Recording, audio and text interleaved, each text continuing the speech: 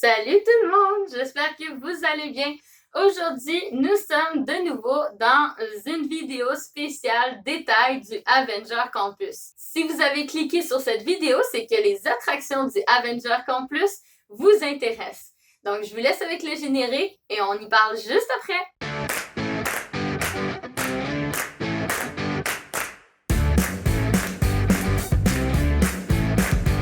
Pour le moment, le land d'Avenger Campus possède uniquement 2 attractions, dont une qui est déjà présente avant que le land soit construit.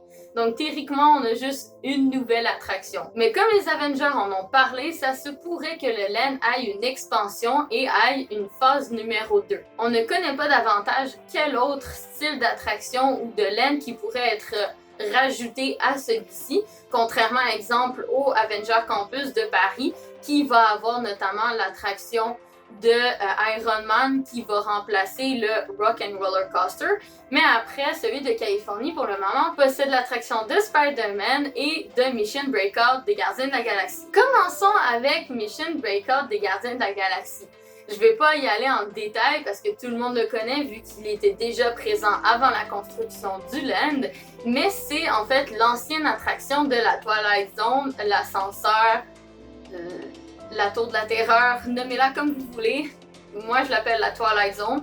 Donc, c'est l'ancienne attraction de la Twilight Zone qui, en fait, a changé complètement de thématique, mais aussi a rajouté des écrans et notamment légèrement plus de mouvement. Donc, l'attraction Mission Breakout, en fait, c'est le but d'aider les gardiens de la galaxie à combattre des vilaines créatures de l'espace.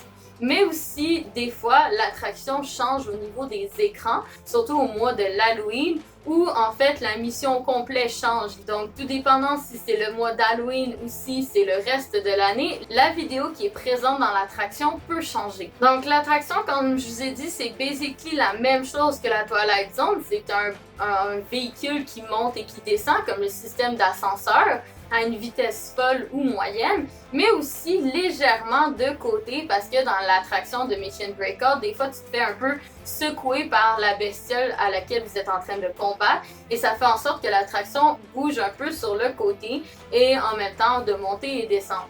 Donc en plus d'avoir les écrans, contrairement à avant où c'était juste des fois on pouvait voir à l'extérieur de l'attraction ou des fois vous aviez la vidéo du début avec l'explication de l'histoire de la Twilight Zone, et bien maintenant, c'est les Gardiens de la Galaxie qui combattent une créature et vous avez plusieurs niveaux de combat. Mais passons à ce qui est le plus intéressant, l'attraction de Spider-Man. L'attraction de Spider-Man est l'une des attractions les plus interactives du moment. Quand on parle d'attraction interactive, c'est qu'on parle notamment d'exemple l'attraction qu'on peut retrouver dans Star Wars Galaxy Edge, ou l'attraction de Toy Story Mania qu'on peut retrouver à Walt Disney World, mais aussi l'attraction de Buzz Lightyear qu'on peut retrouver dans différents parcs de Disney comme Paris, Walt Disney World, etc. Ce genre d'attraction nécessite l'aide du public pour faire en sorte d'évoluer à travers l'attraction. Donc c'est pour ça que ça fait en sorte que c'est un mélange entre une attraction et un jeu. C'est vraiment pour faire en sorte que votre expérience à l'intérieur de l'attraction soit toujours unique à chacune de vos montées. En plus que la file d'attente soit très belle, le prix chaud de cette attraction est incroyable. Déjà, le décor mélange décor physique et écran. Donc vous avez notamment l'acteur Tom Holland dans son rôle de Spider-Man qui va vous parler de, en fait, d'un projet qu'il est en train de construire, etc. et qui malheureusement va dégénérer parce que les Spider-Bots vont se multiplier et en fait se sauver pour complètement envahir, entre parenthèses, le monde. Donc, vous avez notamment besoin d'aider Peter à récupérer et détruire tous les Spider-Bots qui se sont enfuis du laboratoire. D'après certaines personnes, le prix show de cette attraction est l'un des plus beaux prix show de tout Walt Disney. En fait, que ça soit, exemple, les prix show exceptionnels qu'on peut retrouver à Tokyo Disney ou à Shanghai Disneyland, le prix show de Spider-Man est, d'après certaines personnes, vraiment très bien faite et très interactive, très dynamique, ce qui en fait un pré-show très très beau. Par la suite, le but de l'attraction, c'est de tirer sur des Spider-Bots. Donc, c'est un détecteur de mouvement. Vous faites les mêmes mouvements que Spider-Man. Et à chaque fois que vous faites un mouvement, une toile d'araignée est transplantée sur l'écran et vous avez justement à tirer sur les Spider-Bots et éliminer les Spider-Bots. Mais vous pouvez aussi tirer des objets. Donc tout est expliqué au début de l'attraction, mais à la place de faire ceci, si vous faites le sens contraire, eh bien ça tire des objets. Donc des fois vous pouvez tirer des objets qui vont faire tomber des choses, qui vont ouvrir des portes, etc. Et ça fait un peu plus de dynamique dans l'attraction. Par la suite, l'attraction est en 3D, donc vous avez des lunettes 3D. Et comme je vous l'ai expliqué dans la vidéo des magasins, vous pouvez aussi rajouter votre slinger et le connecter à l'attraction pour rajouter un peu plus d'interaction avec l'attraction. Mais ce qui rajoute encore plus de beauté à l'attraction, c'est en fait le mélange entre les écrans 3D quand vous devez tirer sur les Spider-Bots et les décors réels. Le wagon se promène d'écran en écran et entre deux écrans, vous avez des vrais décors physiques de Spider-Bots qui ont détruit certains objets de l'univers et que là, tout est un peu désorienté, tout détruit, etc.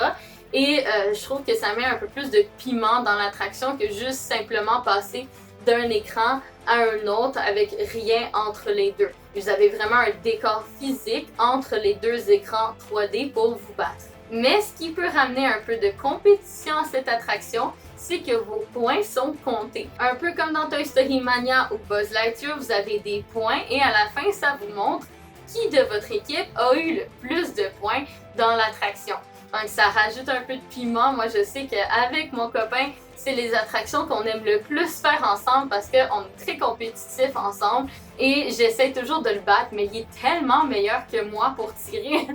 Donc à chaque fois je perds. Donc peut-être que je vais le battre dans celle-ci. J'aimerais bien voir ça. Donc, c'est ce qui complète la vidéo des attractions du Avenger Campus. Je vous ai parlé en globalité de comment est-ce que les attractions fonctionnent et qu'est-ce qu'on peut y retrouver. Mais après, gardez l'œil ouvert parce qu'il y a beaucoup d'Easter eggs dans ces deux attractions et dans le land en général de Avenger Campus. Je peux pas vous révéler tous les petits secrets pour le moment, peut-être pour une prochaine vidéo, mais j'aimerais bien en fait vous garder le mystère de découvrir vous-même peut-être un jour ces deux exceptionnelles attractions. Donc restez connectés pour avoir d'autres vidéos sur le Avenger Campus, sur les détails du Avenger Campus et passez une très belle journée. Je vous fais des gros bisous du Québec!